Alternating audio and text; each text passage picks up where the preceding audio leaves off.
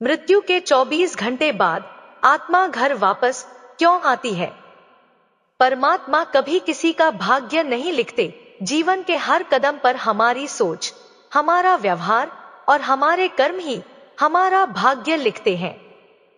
प्रिय श्रोताओं, मृत्यु के बाद आत्मा का क्या होता है? क्या वह अपने प्रियजनों को देख सकती है? क्या सच में आत्मा 13 दिनों तक इस संसार में रहती है? और यदि हाँ, तो इन दिनों में वह किन किन अवस्थाओं से गुजरती है? यह एक रहस्य है जिसे समझना हर किसी के लिए जरूरी है। कहा जाता है कि मृत्यु के 24 घंटे बाद आत्मा अपने घर वापस आती है, अपने परिवार, अपने प्रियजनों और उन स्थानों को देखने जहां उसने अपना संपूर्ण जीवन व्यतीत किया। लेकिन क्यों? क्या उसे अपनी मृत्यु का आभास होता है? क्या वह अपने परिवार के दुख और विलाप को महसूस कर सकती है? और मृत्यु के बाद आत्मा को अपने कर्मों के फल कैसे प्राप्त होते हैं? मित्रों, यह रहस्य स्वयं मृत्यु के देवता यमराज ने एक बार देवर्षि नारद को बताया था। यमलोक के अधिपति यमराज ने बताया कि आत्मा का यह सफर केवल शारीरिक मृत्यु का अंत नहीं, बल्कि एक नए प्रारंभ की ओर बढ़ने की प्रक्रिया होती है। मित्रों, इस वीडियो में हम आपको वही कथा सुनाने जा रहे हैं जो स्वयं यमराज ने नारद मुनि को सुनाई थी। यह कहानी आपको मृत्यु के बाद आत्मा के अनुभवों और उसके वास्तविक सत्य को समझने में मदद करेगी। एक बार मृत्यु के देवता यमराज यमपुरी में अपने सिंहासन पर विराजमान थे। चारों ओर दिव्य प्रकाश फैला हुआ था। यमलोक के दूत अपने कार्यों में व्यस्त थे। तभी वहां देवर्षि नारद का आगमन हुआ।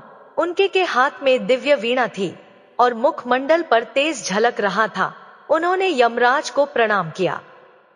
यमराज ने मुस्कुराते हुए उनका स्वागत किया और बोले, हे देवर्षि नारद, आज आपके आगमन का क्या कारण है? मुझे प्रसन्नता है कि आप यमलोक पधारे। कहिए, कैसे आना हुआ?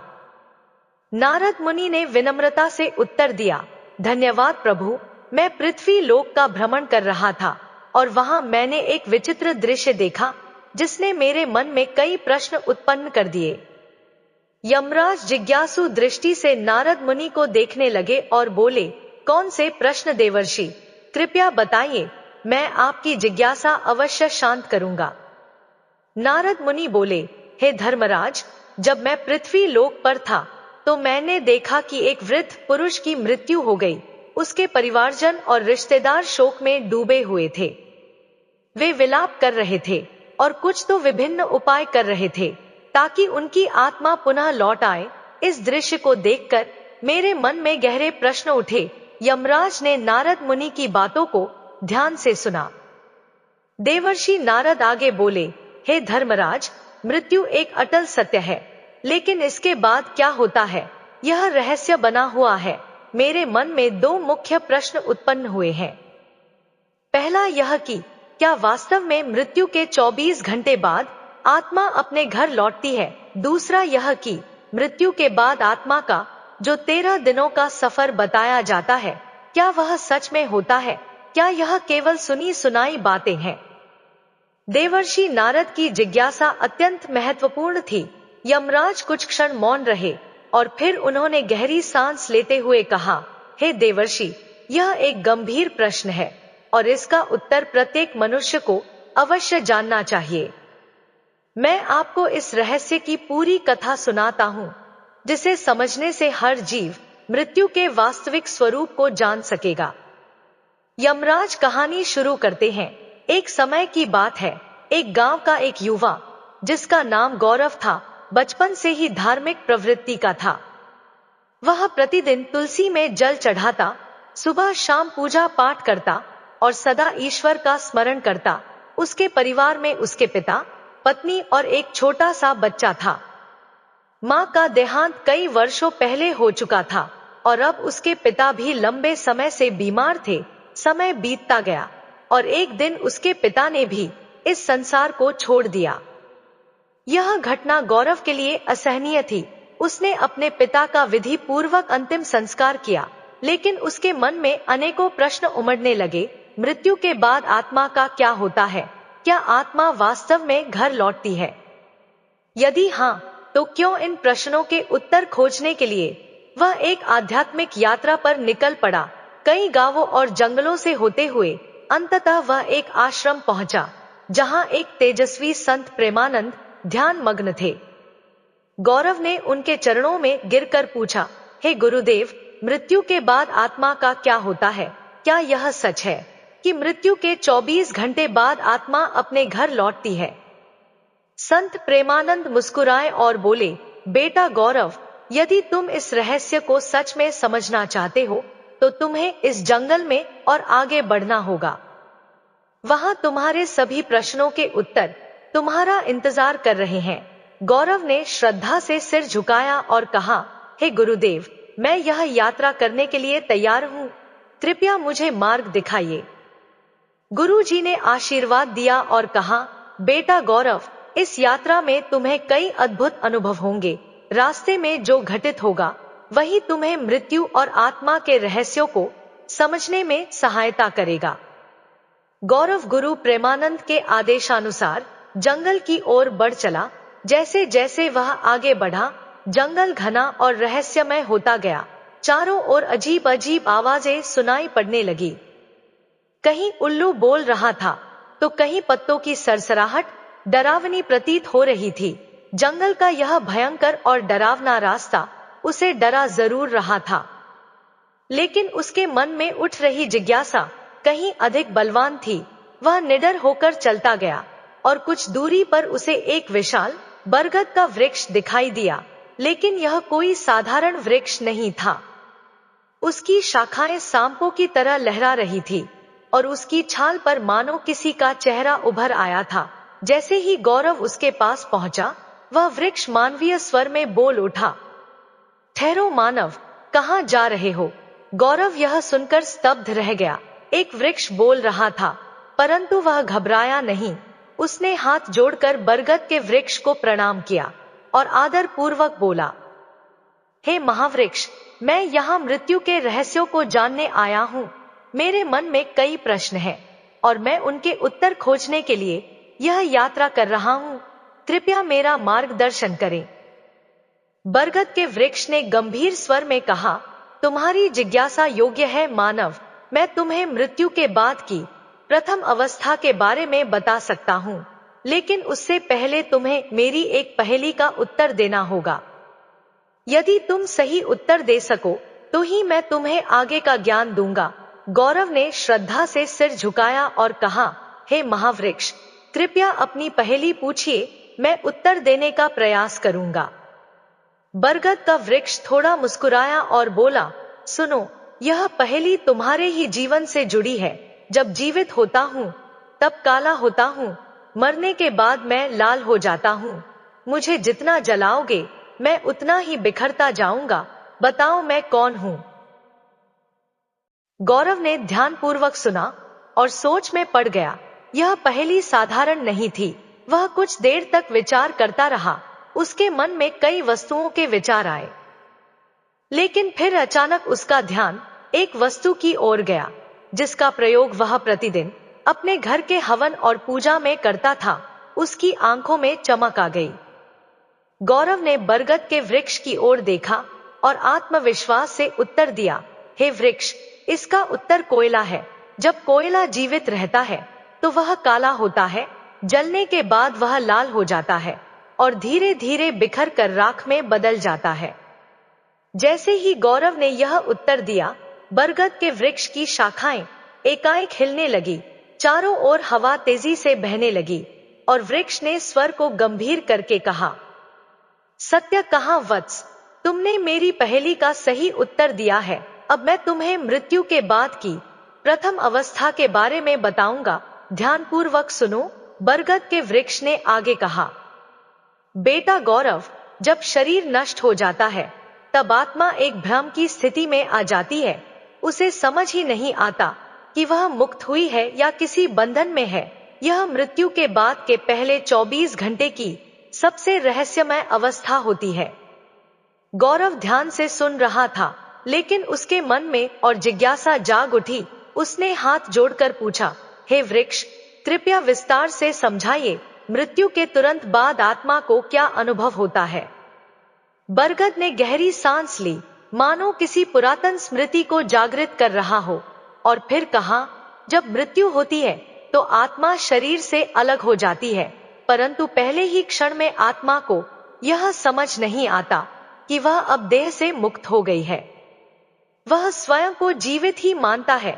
यह ठीक वैसा ही है जैसे कोई गहरी नींद में हो और अचानक नींद टूट जाए, परंतु उसे यह भान ना हो कि वह जाग चुका है। आत्मा उसी स्थिति में भटकती रहती है। गौरव ने चकित होकर पूछा, हे वृक्ष, क्या आत्मा को अपना मृत शरीर दिखाई देता है? बरगद ने कहा, हाँ, बहुत बार आत्मा अपने ही मृत शरीर को देखती है। वह अपने परिवार को रोते बिलखते देखती है। वह उनसे बात करने की कोशिश करती है, उन्हें छूने का प्रयास करती है, लेकिन कोई उसकी आवाज नहीं सुन सकता, कोई उसके स्पर्श को महसूस नहीं कर सकता। यह आत्मा के लिए सबसे बड़ा भ्रम और पीड़ा का क्षण होता है। इन पहले कुछ घंटों में आत्मा का सबसे अधिक मोह अपने घर परिवार से रहता है। वह अपने प्रियजनों के आसपास ही घूमती रहती है। कई आत्माएं घर में ही रुकी रहती हैं, अपने परिवार के लोगों को देखती हैं, लेकिन वे कुछ कर नहीं पाती। कभी कभी आत्मा को यह आभास भी होता है कि वह अभी भी जीवित है। उसे भूख लगती है, प्यास लगती है, लेकिन जब वह भोजन की ओर बढ़ती है तो पाती है कि वह खा नहीं सकती। जब वह अपने प्रियजनों को गले लगाने का प्रयास करती है तो पाती है कि वे उसे महसूस नहीं कर सकते।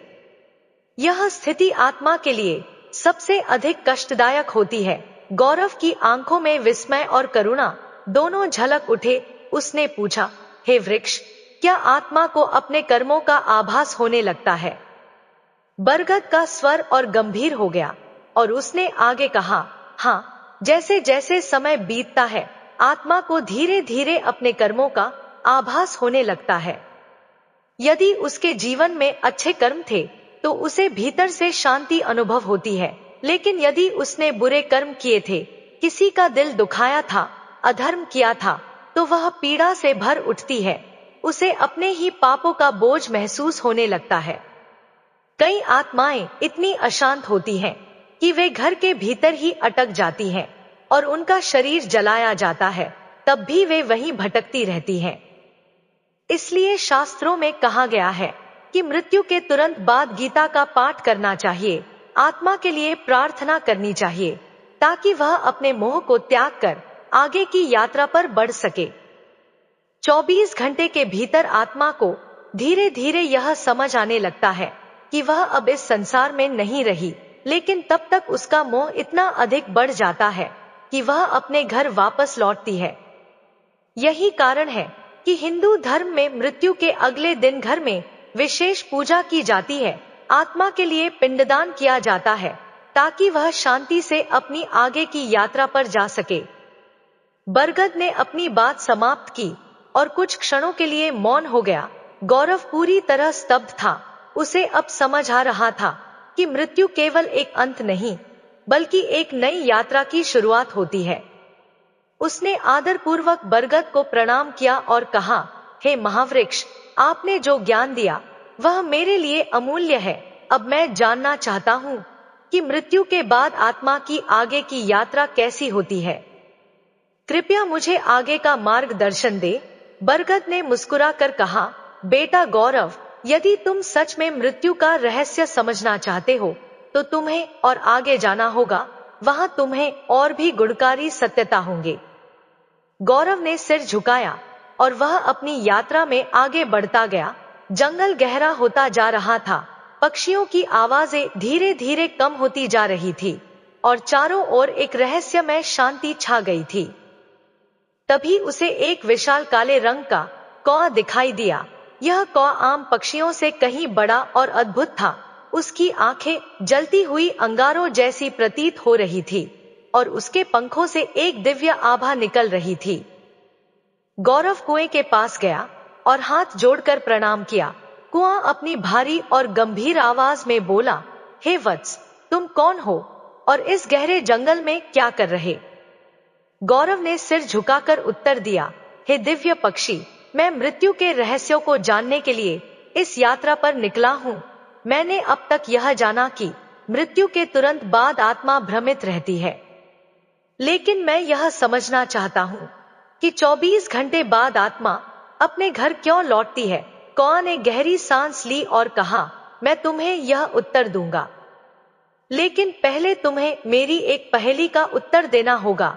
यदि तुम इसका सही उत्तर दे सके, तभी मैं तुम्हें मृत्यु के इस रहस्य का ज्ञान दूंगा। गौरव ने उत्सुकता से सिर हिलाया और बोला, पूछिए प्रभु। कौआ ने गंभीर स्वर में पूछा, ऐ मनुष्य, संसार में हर कोई कुछ ना कुछ समझौता करता है, हर कोई किसी चीज से बंधा होता है। मुझे बताओ, मनुष्य के जीवन का सबसे बड़ा बंधन कौन सा है? गौरव कुछ क्षण के लिए सोच में पड़ गया। उसके मन में कई विचार आने लगे, धन, परिवार, इच्छाएं, शरीर, लेकिन कौन सा सबसे बड़ा बंधन है? कुछ देर चिंतन करने के बाद उसने उत्तर दिया, हे पक्षी, मोह। मनुष्य का सबसे बड़ा बंधन मोह है। वह अपने परिवार, धन, शरीर और भावनाओं के मोह में बंधा रहता है, और यही बंधन उसे जन्म जन्मांतर तक भटकाता है।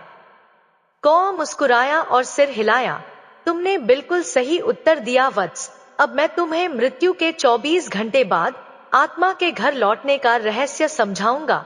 कौआ ने आसमान की ओर देखा और गहरी आवाज में कहा, हे मनुष्य, मृत्यु के बाद जब आत्मा शरीर छोड़ती है तो वह कुछ क्षणों तक मुक्त महसूस करती है, लेकिन जैसे जैसे समय बीतता है उसके भीतर एक हलचल शुरू हो जाती है।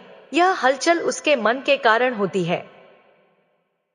आत्मा को अपने घर, अपने परिवार, अपने प्रियजनों की याद सताने लगती है। गौरव ध्यान से सुन रहा था। कौआ ने आगे कहा, जब शरीर जलता है तो आत्मा वहां से अलग तो हो जाती है, लेकिन उसका मोह समाप्त नहीं होता। वह अपने प्रियजनों को रोते हुए देखती है, अपने घर में अपने बच्चों और पत्नी को अकेला महसूस करती है। उसे लगता है कि वह अभी भी उनके पास जा सकती है, उन्हें सांत्वना दे सकती है, लेकिन जैसे ही वह कोशिश करती है उसे एहसास होता है कि कोई उसे देख नहीं सकता, कोई उसे सुन नहीं सकता। गौरव ने आश्चर्य से पूछा, हे पक्षी, तो क्या आत्मा दुखी होती है? कौआ गंभीर स्वर में बोला, हाँ, आत्मा बहुत दुखी होती है। वह अपने प्रियजनों को पुकारती है, अपने बच्चे के सिर पर हाथ फेरना चाहती है, अपने घर में घूमना चाहती है, लेकिन वह केवल एक छाया बनकर रह जाती है। यह उसकी सबसे बड़ी पीड़ा होती है। यही कारण है कि हिंदू धर्म में मृत्यु के बाद विशेष कर्मकांड किए जाते हैं। जब परिवारजन गीता का पाठ करते हैं, दीप जलाते हैं और आत्मा की शांति के लिए पिंडदान करते हैं, तब आत्मा को धीरे धीरे इस संसार से मुक्त होने में सहायता मिलती है। गौरव की आंखें नम हो गई थी।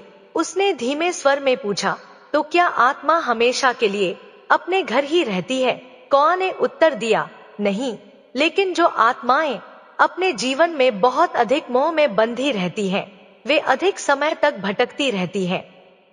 वे अपने परिवार, अपनी इच्छाओं, अपने अधूरे कार्यों को लेकर परेशान रहती हैं। उन्हें यह स्वीकार करने में समय लगता है कि अब वे इस संसार का हिस्सा नहीं रही। यही कारण है कि मृत्यु के बाद परिवार को आत्मा की शांति के लिए कर्मकांड करने चाहिए, ताकि आत्मा इस मोह से मुक्त हो सके और अपनी आगे की यात्रा कर सके। कौआ ने गौरव को देखा और कहा, अब तुम जान चुके हो कि आत्मा मृत्यु के 24 घंटे बाद अपने घर क्यों लौटती है। यह मोह ही आत्मा को खींचकर वापस ले आता है, लेकिन अब तुम्हें आगे की यात्रा करनी होगी, क्योंकि अभी भी बहुत से रहस्य बाकी हैं। गौरव ने कौआ के चरणों में सिर झुकाया और कहा, हे दिव्य पक्षी, आपने मुझे अनमोल ज्ञान दिया।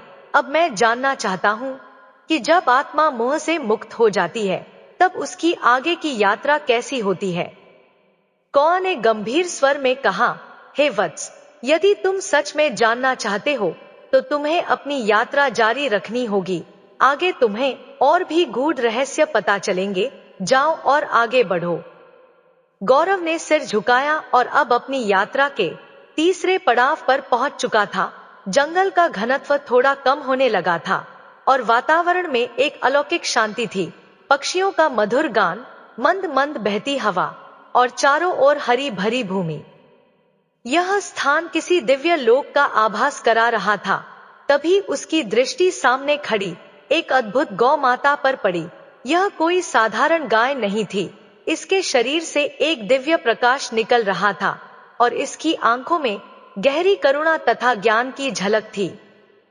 गौरव ने श्रद्धा से झुककर गौ माता को प्रणाम किया। गौ माता ने स्नेह से उसे देखा और कहा, हे वत्स, मैं जानती हूँ कि तुम मृत्यु के रहस्यों को जानने के लिए इस यात्रा पर निकले हो। मैं तुम्हें आगे का ज्ञान दूंगी, लेकिन पहले तुम्हें मेरी एक पहेली का उत्तर देना होगा। गौरव ने श्रद्धा से सिर झुकाया और कहा, हे मां, कृपया मुझसे पूछिए। गौ माता ने मधुर किंतु गंभीर स्वर में पूछा। मनुष्य अपने जीवन में कई चीजों को संजोता है, धन, परिवार, प्रतिष्ठा, ज्ञान, लेकिन बताओ, उसके लिए सबसे महत्वपूर्ण संपत्ति कौन सी है जो मृत्यु के बाद भी उसके साथ जाती है? गौरव गहरे चिंतन में पड़ गया। वह सोचने लगा, धन तो यही छूट जाता है, परिवार भी पीछे रह जाता है, प्रतिष्ठा भी मिट जाती है, तो फिर कौन सी चीज मनुष्य के साथ जाती है? कुछ क्षण विचार करने के बाद उसने उत्तर दिया, हे मां, कर्म। मनुष्य के कर्म ही उसकी सबसे बड़ी संपत्ति होते हैं। धन, परिवार और प्रतिष्ठा सब यही छूट जाते हैं, लेकिन अच्छे या बुरे कर्म उसकी आत्मा के साथ जाते हैं और उसकी आगे की यात्रा तय करते हैं। गौ माता मुस्कुराई और सिर हिलाया। हे वत्स, तुमने सही उत्तर दिया। अब मैं तुम्हें मृत्यु के तीसरे चरण का रहस्य बताऊंगी। गौ माता ने अपनी आंखें बंद की और उनके चारों ओर एक दिव्य आभा फैल गई। उन्होंने गहरे स्वर में कहना शुरू किया, हे वत्स, जब आत्मा मृत्यु के बाद अपने मोह से मुक्त हो जाती है, तब उसका सामना अपने कर्मों से होता है। आत्मा को अपने संपूर्ण जीवन का प्रतिबिंब दिखाई देता है। उसने जो अच्छे कर्म किए होते हैं वे उसे प्रकाश की ओर ले जाते हैं, और जो बुरे कर्म किए होते हैं वे उसे अंधकार की ओर धकेलती है। गौरव ध्यान पूर्वक सुन रहा था। गौ माता ने आगे कहा, यदि आत्मा ने जीवन भर अच्छे कर्म किए हैं, दान, गौ सेवा, भजन, सत्संग, दूसरों की सेवा, तो वह शीघ्र ही स्वर्ग की ओर बढ़ती है। वहां उसे दिव्य सुख मिलता है, जहां ना पीड़ा होती है ना दुख। लेकिन यदि उसने पाप किए हैं, अत्याचार, छल, क्रोध, अहंकार, हिंसा, तो उसे यमलोक में जाना पड़ता है, जहां उसके कर्मों के अनुसार उसे दंड भोगना पड़ता है। गौरव ने प्रश्न किया, हे माता, क्या मनुष्य अपने कर्मों को बदल सकता है? क्या मृत्यु के बाद उसका भाग्य तय हो जाता है? गौ माता ने गंभीर स्वर में उत्तर दिया, नहीं वत्स, मनुष्य जब तक जीवित है तब तक अपने कर्मों को सुधार सकता है। वह पुण्य कमा सकता है, धर्म के मार्ग पर चल सकता है और अपनी आत्मा को शुद्ध कर सकता है, लेकिन मृत्यु के बाद उसे वही भोगना पड़ता है जो उसने संचित किया है। इसीलिए हिंदू धर्म में गौ सेवा, दान, भजन, कीर्तन और सत्संग का बहुत महत्व है। जब मनुष्य गौ माता की सेवा करता है तो वह अपने पापों का नाश करता है। गाय केवल एक पशु नहीं है, यह स्वयं धर्म का प्रतीक है। इसके स्पर्श से ही पाप नष्ट हो जाते हैं और इसकी सेवा करने से पुण्य संचित होते हैं। गौ माता ने आगे समझाया, हे वत्स, जब आत्मा अपने कर्मों का लेखा जोखा देखती है तब उसे पता चलता है कि उसने जीवन में क्या अर्जित किया। जो पवित्र आत्माएं होती हैं वे आनंद से आगे बढ़ती हैं, लेकिन जो पापी आत्माएं होती हैं वे भय से कांपती हैं। वे सोचती हैं कि यदि उन्हें दूसरा जन्म मिले तो वे अपने जीवन को सुधार लेंगी, लेकिन तब तक बहुत देर हो चुकी होती है। गौरव की आंखों में चिंता झलक लगी। उसने श्रद्धा से कहा, हे गौ माता, आपने मुझे एक बहुत बड़ा ज्ञान दिया है। अब मैं अपने कर्मों पर और ध्यान दूंगा, ताकि जब मेरी मृत्यु हो तो मुझे यमलोक में ना जाना पड़े। गौ माता ने आशीर्वाद दिया और कहा, हे वत्स, तुम्हारी यात्रा अभी समाप्त नहीं हुई है, आगे तुम्हें और भी रहस्य जानने हैं। जाओ और अपनी यात्रा जारी रखो। गौरव ने गौ माता के चरणों में सिर झुकाया। और पुनः अपनी यात्रा के अगले चरण की ओर बढ़ चला। गौरव की यात्रा अब अपने अंतिम पड़ाव की ओर बढ़ रही थी। वह चलते चलते एक विशाल नदी के किनारे पहुंचा। यह कोई साधारण नदी नहीं थी। इसका जल कहीं शीतल और निर्मल दिख रहा था, तो कहीं रक्त और अग्नि की लपटों से भरा हुआ प्रतीत हो रहा था। नदी के किनारे एक दिव्य देवी प्रकट हुई। उनके तेज से पूरा वातावरण आलोकित हो उठा। वे सौम्य किंतु प्रभावशाली थी, मानो साक्षात ज्ञान और शुद्धता की मूर्ति हो। गौरव ने श्रद्धा से झुककर उन्हें प्रणाम किया। देवी मुस्कुराई और मधुर स्वर में बोली, हे वत्स, मैं जानती हूँ कि तुम मृत्यु के रहस्य को समझने के लिए इस कठिन यात्रा पर आए हो। मैं तुम्हें वैतरणी नदी का रहस्य बताऊंगी, लेकिन पहले तुम्हें मेरी एक पहेली का उत्तर देना होगा। गौरव ने सिर झुकाकर कहा, हे मां, कृपया पूछिए। देवी ने गंभीर स्वर में पूछा, बताओ वत्स, इस संसार में मनुष्य का सबसे बड़ा भ्रम क्या है? गौरव कुछ क्षण सोचता रहा, फिर उसने उत्तर दिया, हे मां, मनुष्य का सबसे बड़ा भ्रम यह है कि वह सोचता है कि यह शरीर और यह संसार स्थायी है।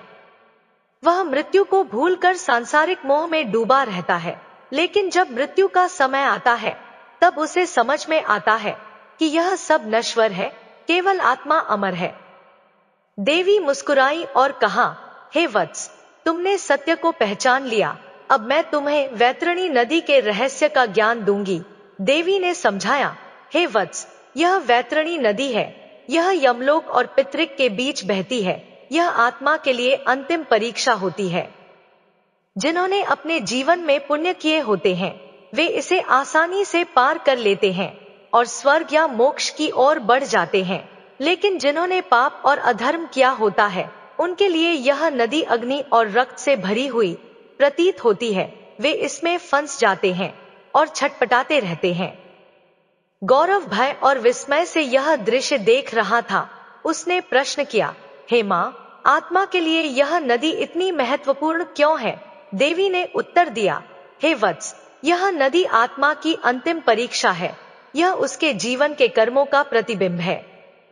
जिन्होंने गौ सेवा, दान, पुण्य और धर्म का पालन किया, उनके लिए यह नदी निर्मल जल की धारा बन जाती है। वे इसे पार कर मोक्ष या स्वर्ग की ओर बढ़ते हैं।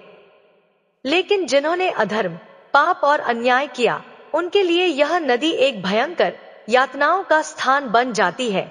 वे इसमें फंस जाते हैं और तब तक कष्ट भोगते हैं जब तक उनके पापों का नाश नहीं हो जाता। गौरव यह सुनकर गंभीर हो गया। उसने प्रश्न किया, हे मां, आत्मा इस नदी को कैसे पार कर सकती है? देवी ने कोमलता से समझाया, हे वत्स, आत्मा केवल सच्चे ज्ञान, भक्ति और अच्छे कर्मों के आधार पर इस नदी को पार कर सकती है। जीवन में गौदान, धर्म कर्म, सत्य आचरण और भक्ति करने वाले सहज ही इसे पार कर जाते हैं। विशेषकर गौदान, गाय का दान करने वालों के लिए यह नदी एक सरल मार्ग बन जाती है, क्योंकि गौ माता धर्म का प्रतीक है और जो उसकी सेवा करता है, वह अपने पापों को नष्ट कर सकता है। गौरव यह सुनकर चकित रह गया। उसने एक और प्रश्न किया, हे मां, यदि कोई व्यक्ति जीवन में अच्छे कर्म ना करे, तो क्या वह कभी इस नदी को पार नहीं सकता? देवी ने गंभीर स्वर में उत्तर दिया, हे वत्स, यह ब्रह्मांड कर्मों के नियम से चलता है। यदि आत्मा वैतरणी को पार कर ले, तो वह स्वर्ग की ओर बढ़ती है। यमलोक में न्याय के लिए भेजा जाता है, जहां उसके कर्मों का हिसाब होता है।